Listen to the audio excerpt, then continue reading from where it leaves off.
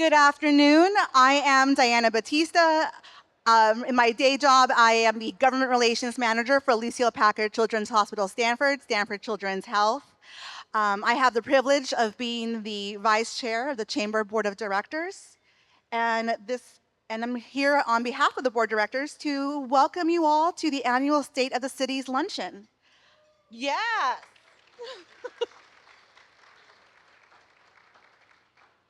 So proud to be here on behalf of the board, and let's go ahead and get started with this awesome annual event. I want to introduce you to the members of the Chamber Board of Directors that are present in the audience today. So if I call your name, please stand and don't leave me up here by myself. Tony Drager from Drager's Markets. Yeah, supply. Tim Giacomini from Mission Trail Waste Systems. Chepe Mantica, architect.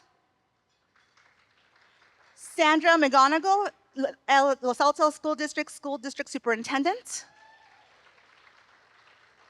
Mark Seidel, Local Family Foundation. And Arvin Ven, Capital V Group. Woo! I would now like to introduce Kim Mosley, President and CEO of the Los Altos Chamber of Commerce. Why am I reading this? I know who you are. Kim will be our Mistress of Ceremonies, and I am incredibly proud of the work of the Chamber and our community under Kim's leadership all these years. I'm supposed to tell you to please show your appreciation as we welcome Kim Mosley to the podium.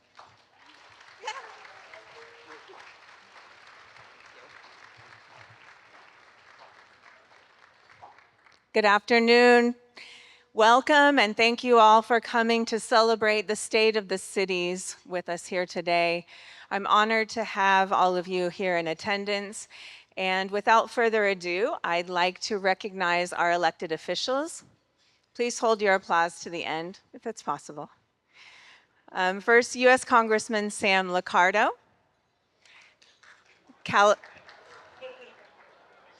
It's okay. Understood. California State Senator Josh Becker. Representing Assemblymember Mark Berman is Kevin Fong. And Santa Clara County Supervisor Margaret Abekoga is on her way. Lisa Chung is here on her behalf at the moment. Thank you, Lisa. From the town of Los Altos Hills, Mayor Kavita Tonka. Please go ahead and clap as you feel free. We're here to celebrate. Let's have fun. I really do want this to be a fun endeavor this afternoon, so please do. Vice Mayor Rajiv Bacha. Councilmember Stanley Mock. Councilmember Linda Swan. And Town of Los Altos City Manager Peter Pernijot. From the City of Los Altos, Mayor Pete Daly. Councilmember Jonathan Weinberg. Councilmember Sally Meadows. And City Manager Gabe England. From Los Altos School District Board of Trustees, Shally Surkey is President. Vice President Vladimir Ivanovic. Trustee Brian Johnson. Trustee Stella Cam. And Trustee Jim Malone. Also, as mentioned from LASD, our Superintendent, Sandra McGonigal. From Mountain View, Los Altos High School District, Superintendent Eric Volz. From Foothill De Anza Community College District, Board of Trustees, I have Trustee Laura Cassis. Trustee Terry Godfrey. Trustee Peter Landsberger. Chancellor Lee Lambert. And Foothill College President Christina Whalen. From El Camino Healthcare District Board of Directors, Vice Chair Dr. Carol Summersill. Board Member Julia Miller, and Board Member John Zoglin. Representing the Santa Clara County Sheriff's Office, Sheriff Robert Johnson. Representing the Santa Clara County Fire Department, Fire Chief Suwana Kurdka. And from the Los Altos Hills County Fire District, President Roger Spreen. Commissioner Indu Kadambi. And Commissioner Kavita Tonka. Okay, this concludes my list of elected officials. Are there any additional officials in the room that have not been recognized? Oh, Jessica. From our county school board, Jessica Spicer. My apologies, Jessica. Oh.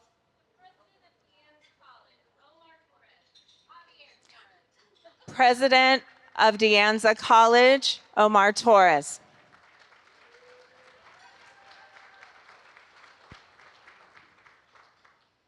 Thank you. I appreciate that correction. With that, I would like to introduce the CEO of El Camino Health, Dan Woods. Coming up. Since 2017, Dan Woods has served as Chief Executive Officer of El Camino Health, a community-based healthcare leader that provides personalized healthcare services to the diverse community it serves. With more than 25 years of healthcare experience, Dan Woods has championed transformation strategies, provided oversight of operations, and fostered a collaborative environment with physicians to deliver high-quality, accessible, and frictionless healthcare experiences. Please join me in welcoming Dan Woods to the podium. Thank you, Kim. Sometimes you never know what you're going to hear when the announcements are made about you, right? So you're a little bit, what's he going to say?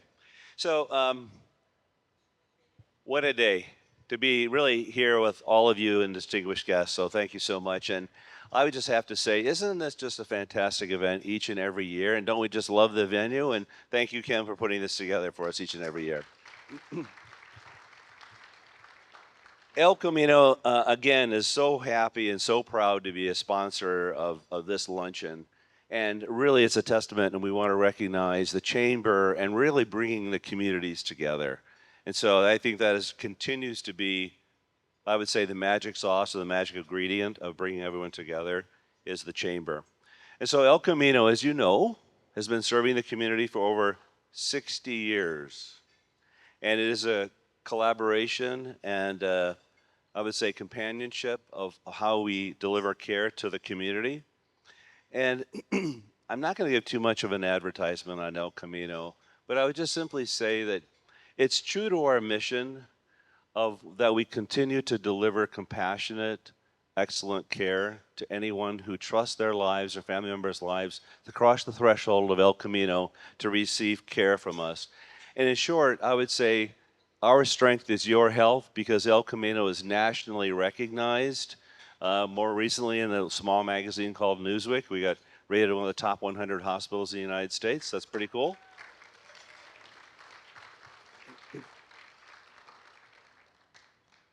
So that's enough about El Camino. Thank you. So now it is my privilege to introduce the leader who represents the U.S. House of Representatives, Congressman Sam Liccardo. Elected in November 2024, Sam has been focused on addressing the issues that matter most to residents, including homelessness, the rising cost of living, gun violence prevention, and standing up for reproductive rights and preserving democracy. Preserving democracy.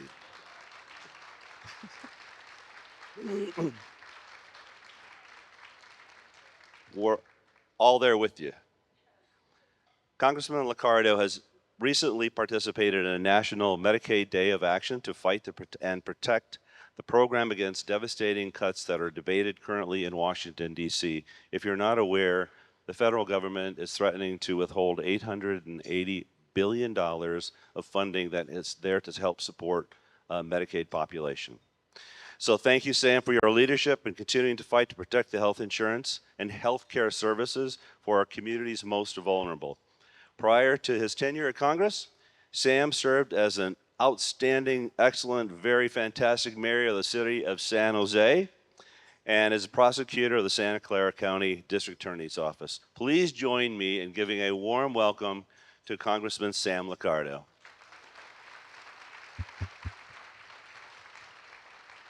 Dan, thank you. Dan, thank you for that very kind introduction. Well, good afternoon. My name is Sam, and I work for you. And I'm very honored to be with you all. And I really want to thank the good folks here at the Chamber of Commerce, and of course, Kim and everyone who worked so hard to make this chamber so incredibly vibrant, obviously, as we can tell by the full room. I really don't have much to report from Washington. Not much is going on over there. How's it going out here? I'm glad that they put me on first, because usually you want to hear the bad news before you hear the good news. And I know that Mayor Tonka and Mayor Daley are going to have great things to say about how wonderful the cities of Los Altos Hills and Los Altos are. I was just in downtown Los Altos yesterday, and it looks fantastic. So I'll give you all the bad news so they can finish much more strongly. Unfortunately, I know you're probably expecting some insights about whatever the heck is going on in the Beltway that you don't see on the news. And the problem is, I think I'm the only person I know who's not on Pete Hegseth's Signal chat chain. So I don't have all the info. I'm actually what they call the lowest form of human life. I'm the rookie member of the minority party, which means I get to ask my questions last on the committee. So about 3 hours into the committee, after when everyone's gone home, I get to ask my brilliant questions. But there is a whole lot going on in Washington, sadly, unfortunately, and throughout the country. You may have seen the news this morning. A sitting judge was just arrested by the FBI. Speaking of protecting democracy, this is for someone who's passionate about the rule of law, as I am. I'm a former criminal prosecutor. I know many of you care. Good to see you, Sheriff. I know you're not in the business of arresting judges, nor doing, yeah, nor do you want to be. That's a dark moment, certainly. And suffice to say, those of us who care passionately about this will be fighting very, very hard. I know there's been a lot of talk about a lot that's happening in Washington. I want to talk about one set of issues that really isn't making the headlines, but matter an awful lot to folks here in Silicon Valley. And I think to those of us who are concerned about Americans' competitiveness and our ability to innovate to match and meet the great challenges that we face in our world, whether it's around climate change or ensuring we have innovations that are going to help us address the next pandemic, disease, et cetera. And that is our innovation economy. And I know that many of us may not be directly involved in leading these companies or working for the companies, but all of us have some connection. If not in our own families, then certainly our businesses are serving so many here in the Valley who depend on the innovation economy. And this is, of course, the secret sauce of our success. And this has been the greatest wealth engine, this Valley, in the history of the planet. That is no small feat and something pretty extraordinary, but even more importantly, it's not just a creator of wealth, it's a creator of innovation that we critically need to tackle all that we confront as a country and as a globe. So although I know we may not be thinking about this on a daily basis, I'm deeply concerned about what we are seeing, frankly, from both parties about the innovation economy and whether we as a nation are going to be able to be the leader that is going to win the 21st century. as I think we must if we care about democratic institutions prevailing. When I ran for office last year, I spent a lot of time apologizing for my own. There we go. I'll just yell. Oh, there we go. That still works. I spent a fair amount of time apologizing for my own party. I'm a Democrat. To an awful lot of folks who are, early stage founders, entrepreneurs, VCs, and others, for whatever it was that my party under the Biden administration may or may not have been doing, whether it was around what Lena Khan may have been doing in antitrust, or Biden talking about taxing unrealized gains, or maybe Gary Gensler's approach to regulation by litigation. There were a lot of things that certainly earned a lot of frustration from folks throughout the Valley about the Democratic Party, and I get it, and we got a lot of work to do. If nothing else, our stock has really risen here in the Valley over the last several months, because boy, has it gotten worse. If you were to imagine the People's Republic of China creating a position of chief economic disruptor for the United States in your effort to win the battle for the next century, you might come up with a set of policies that would, for example, politicize basic scientific research and undermine the independence of our great universities, including Stanford right up the road. They're so critical for this research, and pull their funding if they happen to be too independent or they think a little too differently. You might slash much of that funding regardless of political view. You might decimate agencies like the FDA and NOAA that are so essential for many of these companies to be able to launch their innovations. If you're thinking about FDA approvals for drugs, or provide the critical data that our companies and frankly our world needs, like NOAA around, say, weather, particularly if you're looking to land a plane at SFO. You might consider choking capital in various ways. For example, rather than ensuring full deductibility of research and development expenditures for companies, which is what we had prior to the 2017 law for 70 or 80 years, you might instead get rid of that deduction and use that money instead to pay for, say, an exemption from estate taxes for any heir up to $13 or $14 million, which is the current law that is currently, the current administration is trying to extend. Regardless of what you think about tax fairness, it's clear that one kind of tax exemption has nothing to do with driving our innovation economy, and the other does. You might start a trade war with your allies and do all you can to instigate an awful lot of disruption, certainly in trade, as well as in capital markets. As we saw, even the president admitted that there was a bit of a challenge in the bond market. You might dramatically increase the cost to build plants, machinery, importing let's face it, we have to import an awful lot of that. Or I guess I was just talking to Dan about all the medical equipment you have to pay for. Or, for example, to build housing at a time when we have a housing crisis, not just here, but everywhere else, as folks are paying for 25% tariffs on Canadian lumber or Chinese steel. You might make it infeasible completely to import from China with 145% tariffs, without giving any companies any lead time to actually build factories if you were actually serious about reshoring or next-shoring any of that production. You might come up with all these ideas, which could be really destructive to the innovation economy.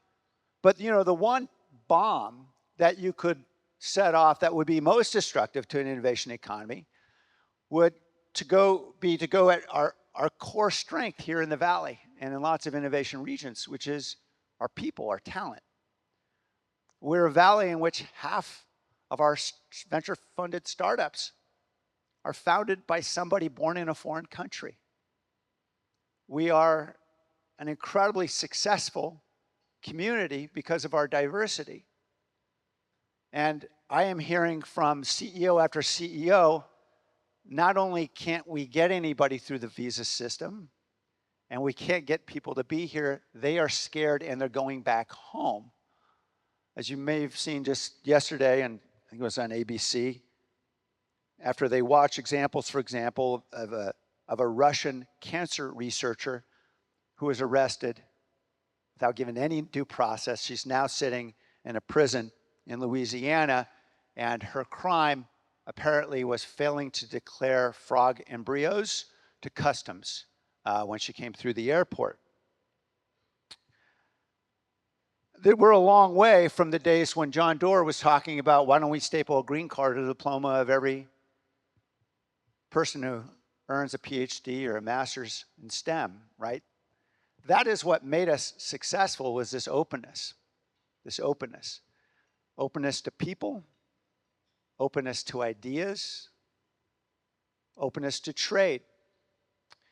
And we are facing now incredibly serious threats that are going to impair our ability to compete at a time when AI, we know, is driving advantages in ways that we could not even imagine a half decade ago. We're seeing DeepSeek driving forward in China with ways to dramatically improve compute efficiency. And we are in the war, we are in a real war for the next century. And there's an awful lot of folks who believe we're losing.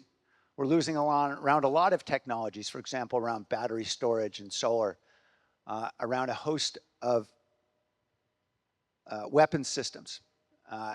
And we are not competing if we're not able to bring the best and brightest here, we're not able to trade, and we're not able to enable companies to be able to make sensible investment decisions because they're not sure if it's morning or afternoon and what the next decision is going to be.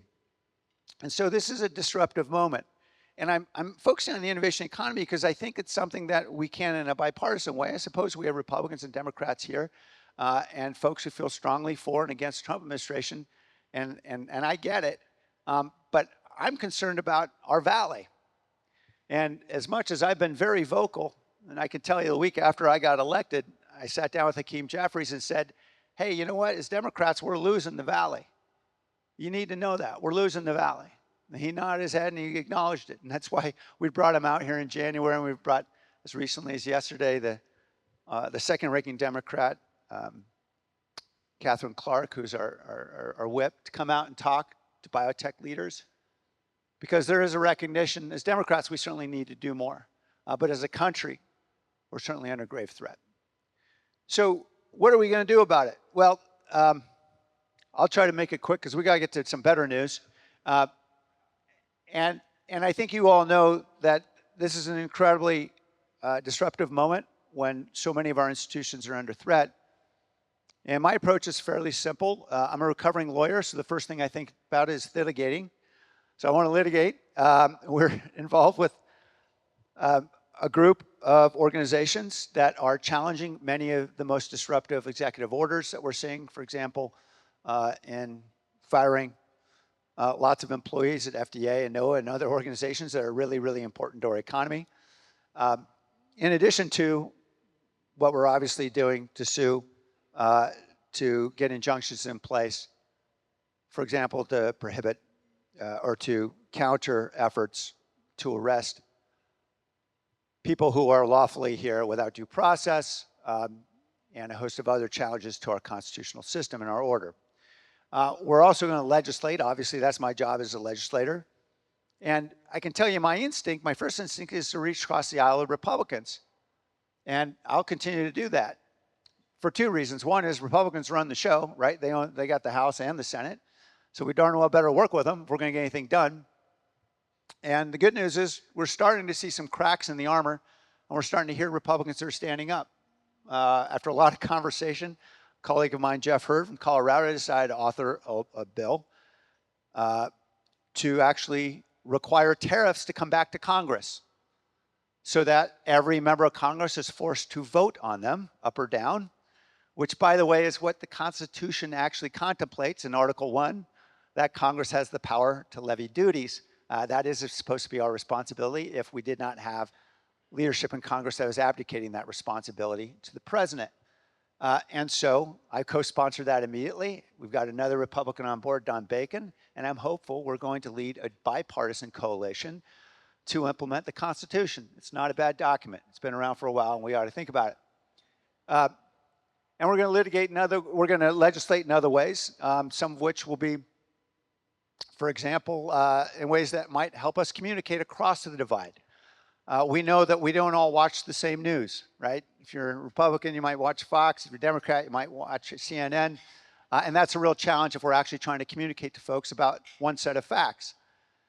And so I introduced legislation last month, around what we're seeing right now in cryptocurrency and interesting tendency this administration to issue crypto meme coins in a pretty interesting scheme, which has earned the president and his associates about $350 million, according to the Wall Street Journal. It's the Wall Street Journal, not a liberal rag, let's be clear about that, and has lost 800,000 Americans about $2 billion in a pump and dump scheme. And so I introduced the bill not because I thought anybody was going to vote for it on the other side. I know the reality, but because I know that those 800,000 Americans that bought that Trump meme coin are going to be reading an awful lot of crypto newsletters online, looking at crypto websites, and those are precisely the sites that are going to be communicating about the legislation and the fact that if you bought this meme coin, you're just one of 800,000 people who just lost $2 billion, and people need to know that on the other side of the information divide. And so we're going to keep working in this way to ensure that we can bring Americans together around a basic principle that we need the rule of law in our country. It's all we got to hold this country together. And if we want to move this country forward, we need together as Republicans and Democrats support innovation. So I look forward to working with many of you. I know you're deeply engaged in this work here in the Valley and throughout the country. Please let me know if you've got brilliant ideas about how we can support you and your work. And I look forward to continuing to serve you in the months ahead. Now let's get on with some better news, don't you think? All right. Thank you so much, Kim.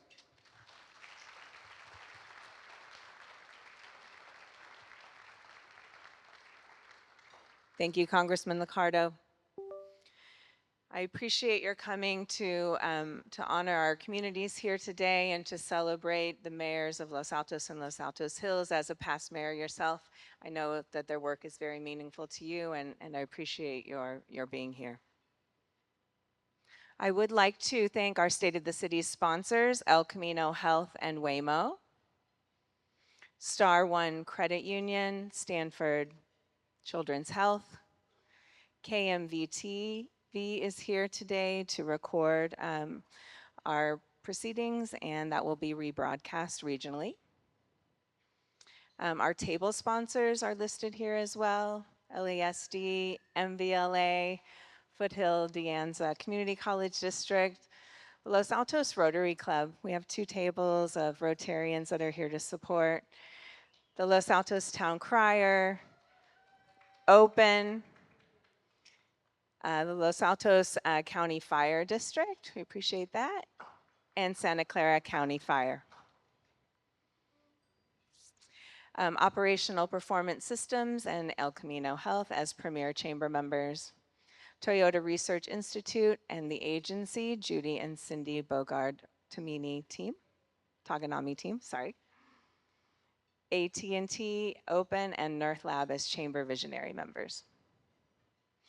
And special thanks to the Pipe and Drum Corps of Santa Clara County Sheriff's Office. This was sponsored by Sam and Janet Harding. I hope you enjoyed that.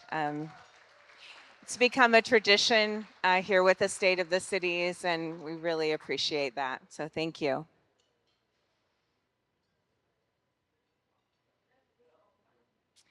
All right.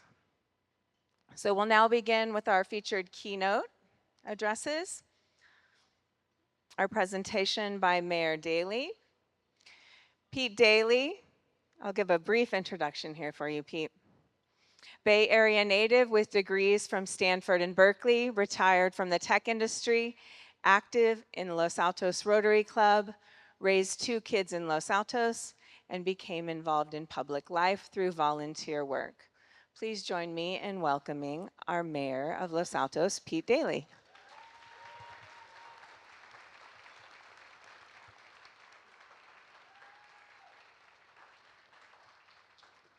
Thanks very much, Kim. I look out in this room, which is a room, by the way, that's very familiar to me. I've been at this event a few years now, and my family are members here at the club as well. So I just want to thank all these friendly faces that I see here. I got a couple of tables from my Rotary Club over there. I see a lot of first responders that I interface with on a regular basis, and lots of business owners and other electeds. And I just want to thank you all. So I'm going to talk a little bit about what's going on in Los Altos, the state of the city. The state of the city is pretty strong, thankfully. You know, not every jurisdiction is as lucky as we are in Los Altos. And we recently had a panel discussion involving myself and our county supervisor, Margaret Abikoga, and our district representative to the Board of Education, Jessica Spicer, who's also here. And, you know, it was, I realized how fortunate we are because our revenue depends mostly on property taxes, right? So for the city of Los Altos, our revenue is about 75% based on property taxes, which thankfully don't go down in Silicon Valley. At least thankfully from my perspective as somebody who spends that revenue. And then the other 25% is from transportation and occupancy tax and sales tax, right? So I'm going to talk a little bit about the vibrancy of our shared downtown, but this isn't really about driving tax revenue necessarily. It's about creating a downtown and preserving a downtown that is inviting for all of us and inviting for others from outside of Los Altos and Los Altos Hills to come in and stay in our hotels, or our hotels. We have two, right? Right? We do. And dine in our restaurants and shop in our stores and, you know, have the kind of fellowship that we all enjoy in our downtown. So I'll start with this lovely picture of our community center.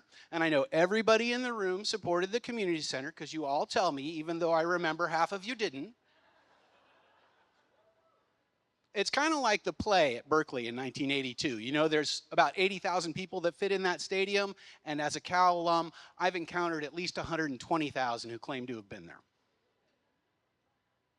So we are investing in public safety, for sure. It's a table stake. And when I say we're investing in public safety, we're investing both in the technology and in our people. We've got a new chief who's done a great job with morale and staffing, and we have our staffing levels up to closer to where they need to be. And we're also investing in technology. We've invested in automated license plate readers. We're looking at drones. And frankly, I like to say that, you know, if you don't have technology here in Silicon Valley, it's like a cobbler's son not having shoes, right? How can we not equip our first responders with the best technology available in the center of technical development for the whole world?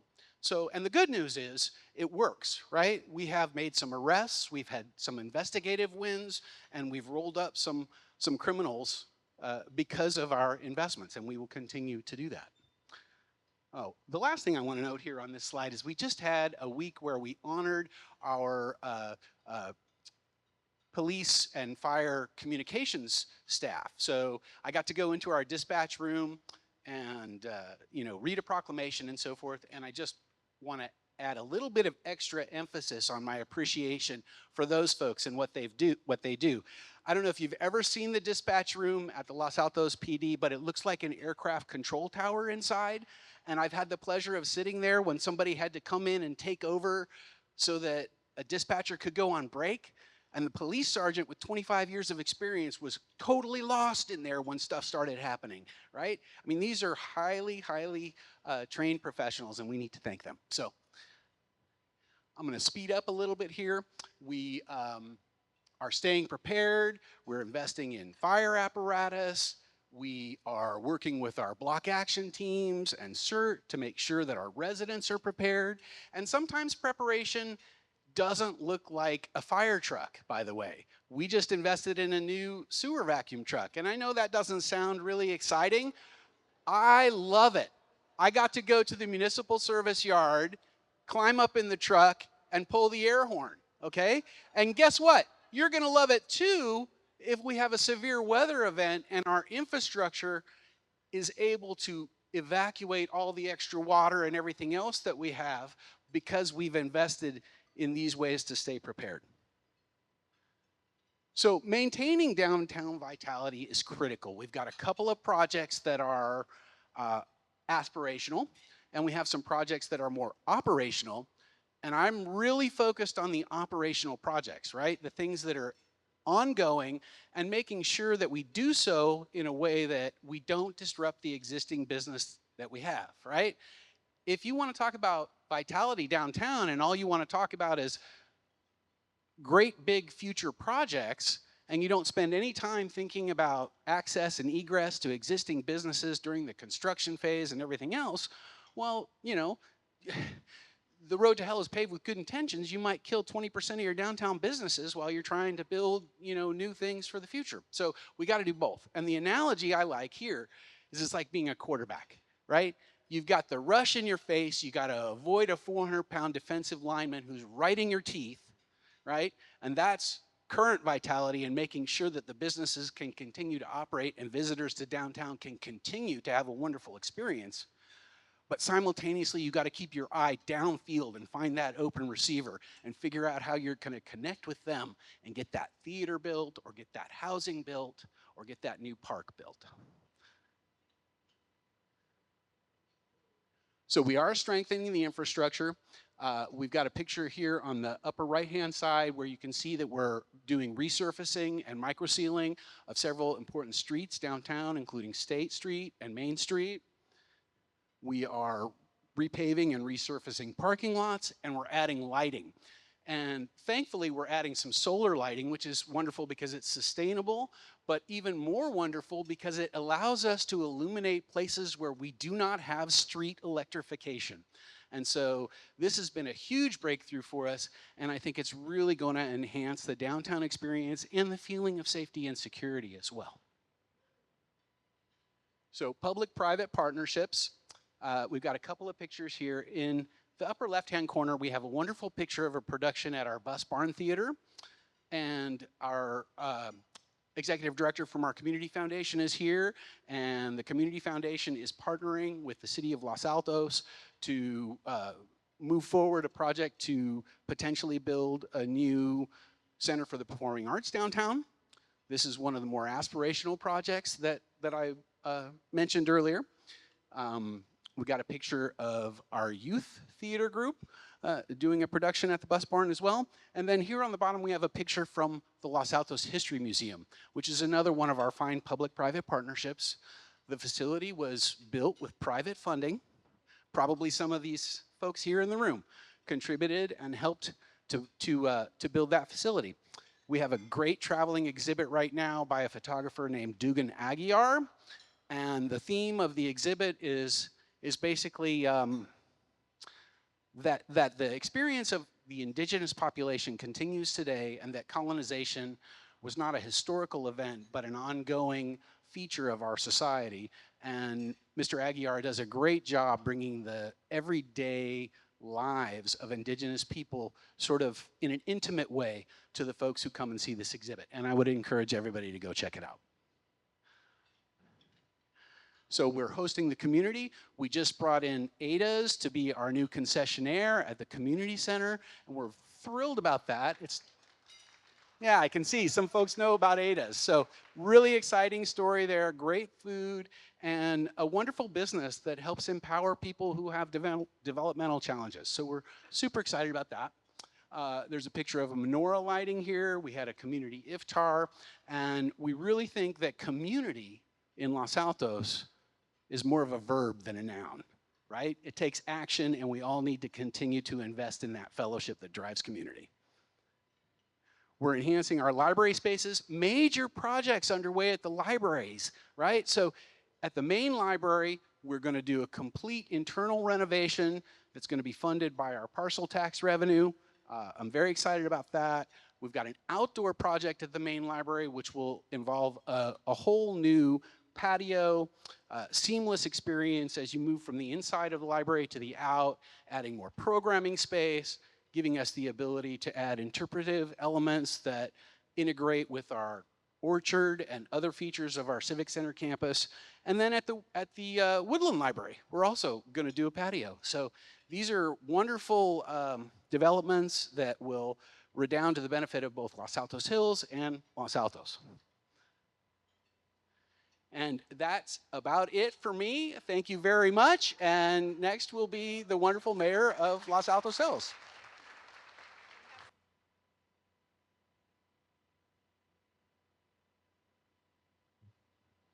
Thank you, Mayor Daley. I have a little token of our appreciation. Ooh, I hit the screen for you as well. RG, if you could take our photo.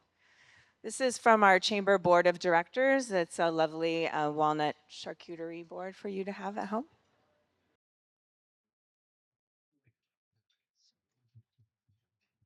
I have something for Kim too. It's only going to take a few seconds, but I have a challenge coin that I give to people who make important contributions to our community.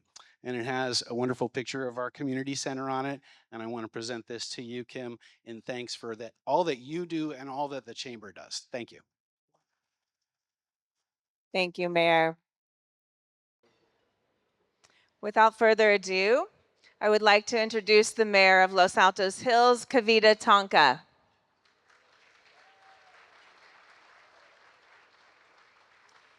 Mayor Kavita Tonka is a dedicated public servant, former attorney, and longtime resident of Los Altos Hills. As an attorney, she spent many years practicing law at large multinational law firms around the world, doing mainly banking and structured finance work, where she advised clients on complex financial transactions.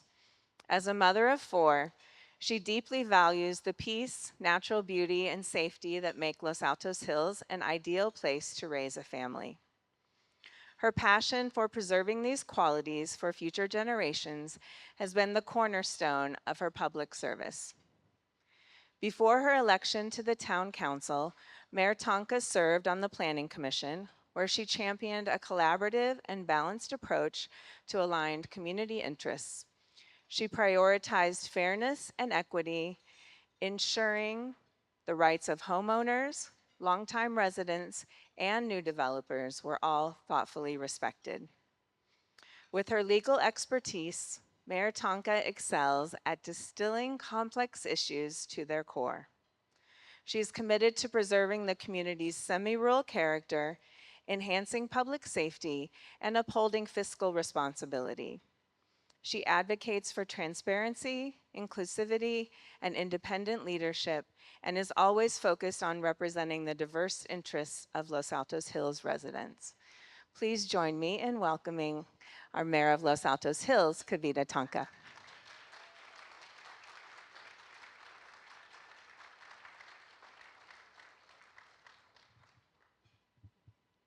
So I guess I get to go last. Lucky me.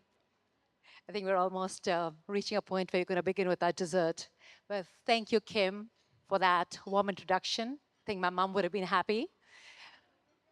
It's great to be here. You know, what we see here today, is truly a community.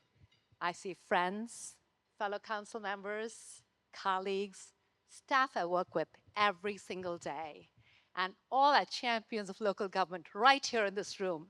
So thank you for being here. I really appreciate it. And on behalf of my town of Los Altos Hills, a very warm welcome. You know, I want to make sure to acknowledge our elected officials who are still in the room. Thank you, State Senator Becker. Thank you for always being a friend to our town. These are difficult times. Thank you for your leadership. We really appreciate it.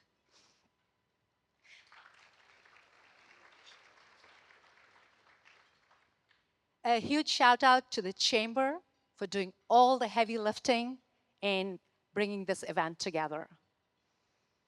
And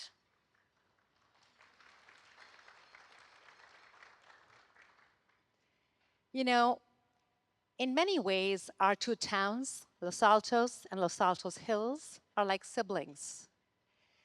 You know, we are each individual with its own distinct character, but we come from the same roots and we have the same values. In many ways, people don't realize that, but we were originally part of the same subdivision. And thereafter, we developed side by side. But we always had the same goals. It was a good quality of life for our residents, good schools, and safe communities. Thereafter, we realized that there is much more to it. And what we did was we started working together. This luncheon is the one time in the year that all the people that we actually work with, we see in this era of Zoom calls. This event is special. It brings our two communities together, and it helps us connect and bond and maybe brag a little bit, which we don't get to do too much. In many ways, our towns share a connection, like I said, beyond geography.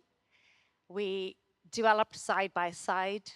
We had the same values. And what we did was we really got together and we had the same goals. But going forward, we want to make sure that we continue to really grow together. With that, I'm going to move on to our city council. Post incorporation, Los Altos Hills decided to stay rural. We committed to our open spaces. Where else can you live in the heart of the Silicon Valley, minutes from Highway 280, Stanford, and still wake up to this? Open spaces, hills, creeks, winding country roads. Los Altos, in the meanwhile, developed into this amazing city with stores, cafes, and cultural events, and a downtown we all simply love. You truly live up to your tagline of being a safe place to raise a family. For folks not familiar with our town, you really look at our two towns as being one. And when my out-of-town friends comment on our incredible downtown, I sometimes just simply say, yes. Thank you. The reality is that we visit your cafes, your restaurants, and your stores. You walk our pathways and our open spaces. We share schools and we share libraries. But celebrating together is what truly brings us together. And whether it's this luncheon, the Festival of Lights, or honoring our veterans on Veterans Day, our two communities are a testament of what you can achieve when you collaborate and share resources. So thank you, Los Altos, for being such a great neighbor. I'd like to start by introducing our council, Vice Mayor Bateja, council members George Tyson, Linda Swan, and Stan Mark. We're a great team, and we work very well together. I may be biased, but I think Los Altos Hills is unique. We have our own form of local self-government, where it's our residents who drive the change that they want to see. They staff committees, they work on projects, and they truly engage. Local government is where we can have the most impact and make the changes that we want to see in our everyday lives. The roads we drive on, the schools our children go to, the community we want to build. Something we can't always do at the federal and state government. Sorry, Josh. But which is to say that we debate each other, no meeting is too short, and no issue ever really settled. And I look at our staff and our city manager, and I feel your pain, but I truly think it's the secret sauce that makes our town so very special. In January of last year, our council embarked on a team building exercise. In this time of so much uncertainty, so many priorities, and limited resources, it really helped us come together and bond as a team. As a result, when it came time for goal setting only 2 weeks later, we very quickly agreed on our priorities and agreed to fund them. This brings me to, I guess, everybody's favorite luncheon party subject, town finances. You know, managing a town budget is not very different from managing a household budget. And while Peter and staff don't walk around town hall turning all the lights off to save money, we actually try to save and cut costs when we can so that we have enough saved up when that dream project comes along. The stakes are higher, the balance sheets are definitely longer, but our goals are still the same, to make every dollar count. And we are very proud to say that we're very fiscally conservative in our town. We truly try to make every dollar count. But in all earnestness, we have strong finances, we have good reserves, we have a clean audit, and we have a balanced budget. Every year, we bring in independent auditors to look at our books, and I can tell you that's a little bit of a stressful time.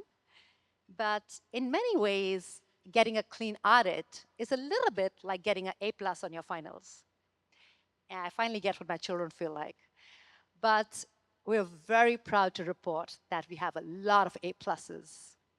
And the credit goes to our city manager, our excellent and very hardworking town staff, and our finance committee. That's really the eyes and ears of our town. What defines Los Altos Hills is a sense of community. And it's something we really pride in. Our ability to build community by having events.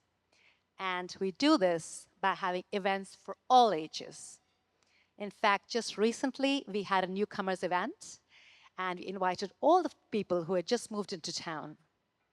It was exciting to see so many young families move into the hills, and the fact that they had consciously picked the hills as a place to live and raise their family. Our biggest event of the year is the town picnic.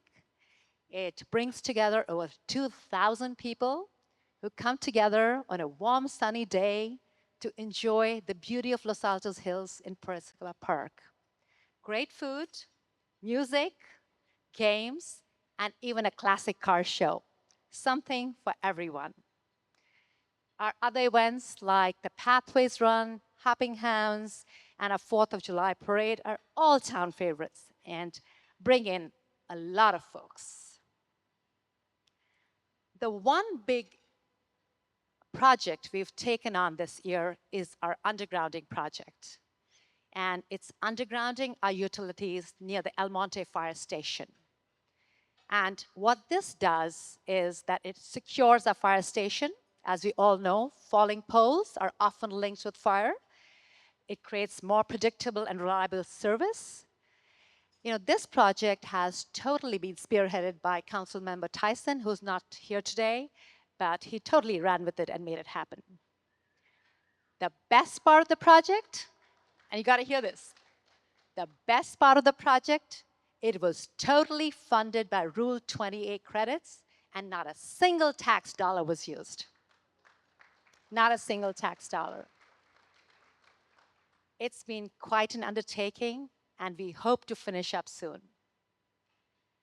Now, this last year has truly been a turning point for us in terms of public safety. 2022, 23 was stressful years for us. Our crime rate soared, and we were forced to take some drastic action. This was organized crime, burglars targeting communities like ours. We brought in automatic license plate readers. For the first time in our town's history, we hired private security. We expanded our neighborhood watch programs, and we brought in our overtime sheriff. These bold steps have paid off. Thank you to our sheriff. We really appreciate your work. This is a huge success, so thank you for that. In the meanwhile, housing remains a complex issue for us and for small cities like ours. The state has its mandates, and we respect that. We also understand that there's a real need to create more affordable housing. In fact, it's the issue of our times. We get it. But we want to be careful and deliberate when we put high density housing on our hills. We are a town with real fire risk. And when we put these housing, we want to make sure that we want to evacuate all these folks. Also, we want to make sure that any high density housing that goes up, it fits in with our rural character of our town. That's a core value for us. You know, our former mayor and current council member Swan did an incredible job getting a housing element passed. Thank you, Linda. And we're so grateful for that. Since then, our residents have spoken. The council appointed a subcommittee to look into this. Vice Mayor Bhateja and Vice Mayor Mark have done an incredible job hearing all the stakeholders and making recommendations to the council. The council is now in the process of amending the housing element, and we should have something done by January of this year.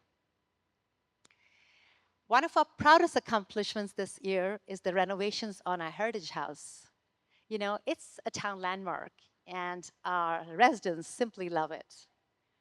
The renovations will preserve our history, but not only that, it'll actually make the space more usable.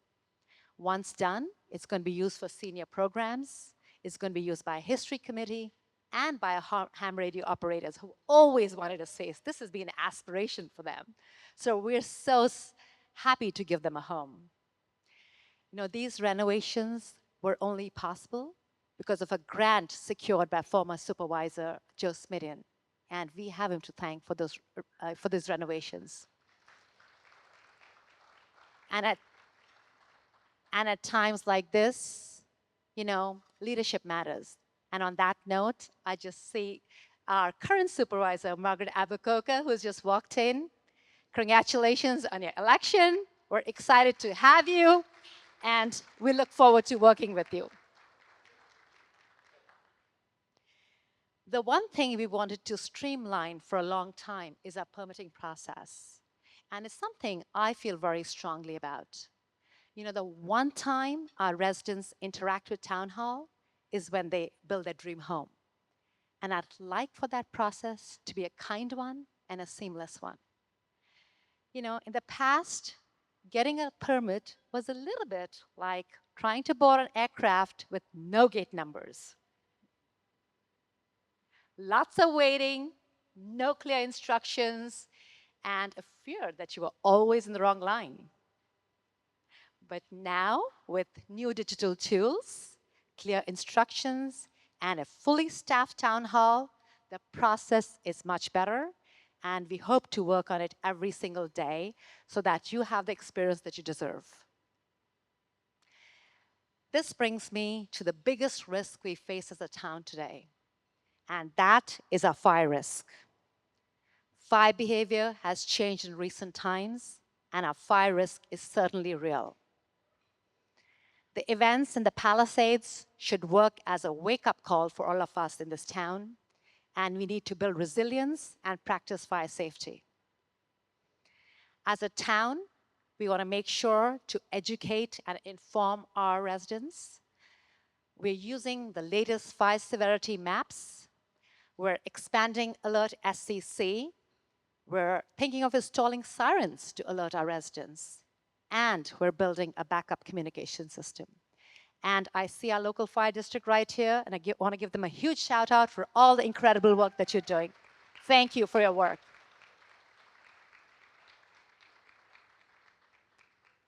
In fact, just earlier this week, we hosted a town fire hall, which brought all the stakeholders together.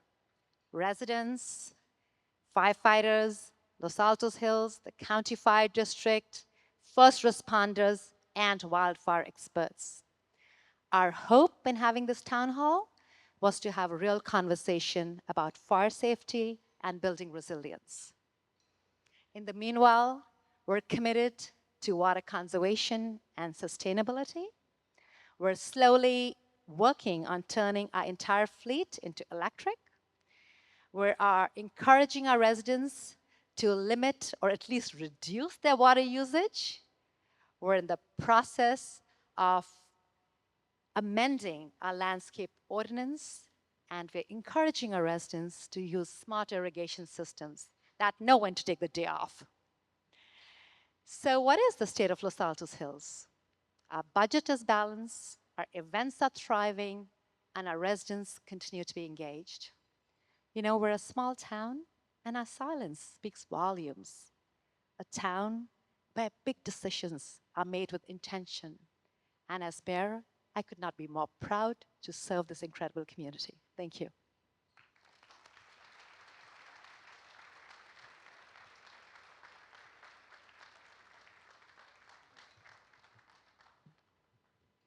I will now move on to the Walter Singer Award. With that, I would like to introduce Tracy Murray to present the Walter and Marie Singer Award.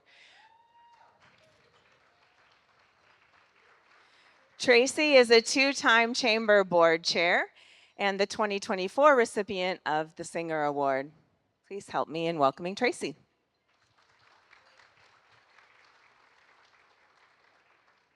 So I'd like to mirror Dan's words and thank Kim and Nicole for such a fabulous event. This is one of my favorite events all year long. And I don't know about you, but I feel very, very safe sitting next to the table with all the fire protection and law enforcement. So thank you for being here. The Walter and Marie Singer Award is named after Walter and Marie Singer, who were downtown business owners who were known for community service, generosity, commitment to business. This award has been given since 1993 to community members who exemplify the qualities of Walter and Marie Singer. When you join this group, you join the Order of the Bow, and we wear little red bow ties, or big red bow ties like Mary Prochnow. And you are then called a singer. And for some of us, this is the only way we will ever be called a singer.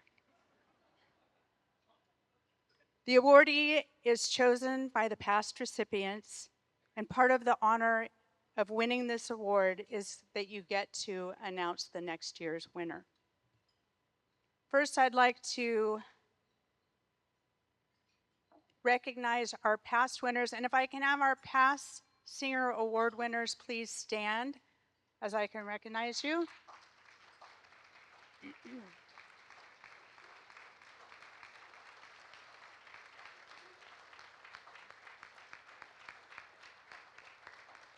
So Julie Rose, Abby Aarons, Karen and Tom Smith, Cameron Knight Desmond, Mary Prochnow, Dennis Young, seeing if I missed, Steve Shepard, Sam Harding.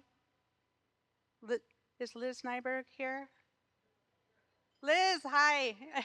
Sorry I didn't see you back there. I think I got everybody.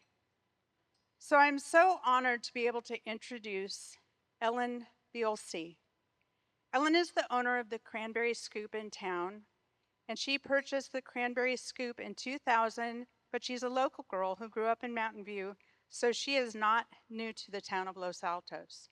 Ellen, can I have you come up here so I can embarrass you?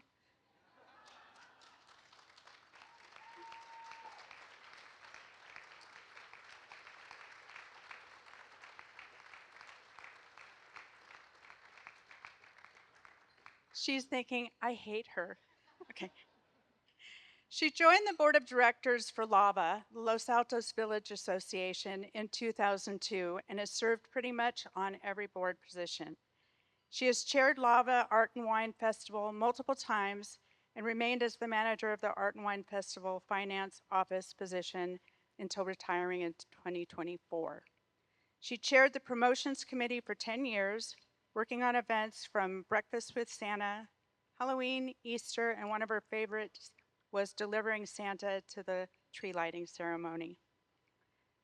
She has served in each of the executive committee positions for LAVA, and she was one of the committee members who brought our beautiful flower pots alongside the benches downtown, making the city more wonderful. She joined the Festival of Lights Parade Association about 15 years ago and is finishing her second term as president. She has been very active in the Chamber of Commerce, receiving the Chair's Special Recognition Award in 2018. She was told when she bought her business that you need to donate to local charities and schools and become active in community service, and that she wouldn't need to advertise. And although she still advertises, she's learned that this is true. Becoming active in the community and donating to charities and schools is the way to go. She's a true worker bee and a giver. She's one of those ones who's always working behind the scene and does not seek attention or acknowledgement. For example, several years ago when the Community Services Agency was a little low on food donations, she was happy to put a food collection barrel outside of her store, which has remained there ever since. Community members know that they can always drop off food for CSA at the Cranberry Scoop. She does it because she believes in our community and she strives to make Los Altos a better place. She brought with her her support staff and husband, Al, who I just want to recognize, because she told me that she couldn't do it without him. So Al, thank you also. It is my pleasure to introduce Ellen Biolsi as the 2025 Walter Singer Award winner.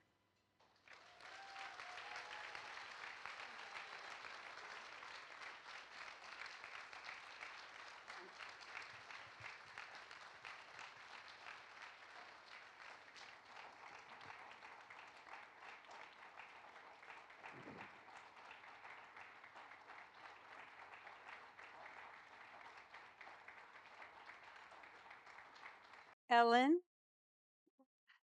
Thank you all very much. I really appreciate this recognition.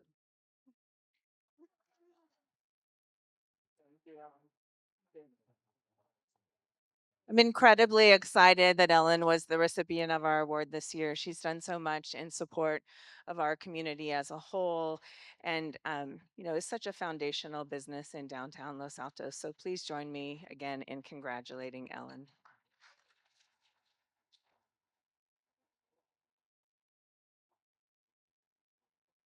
So we are coming to the end of our luncheon here today. We're doing pretty well on time. You're welcome. I have one last thing that I wanted to mention. The 75th anniversary of the Los Altos Chamber of Commerce is coming in 2026. And in honor of that anniversary, we are creating a community plaza in front of our office. Here I have a QR code and link that you can follow to purchase your own brick and leave a lasting legacy in Los Altos.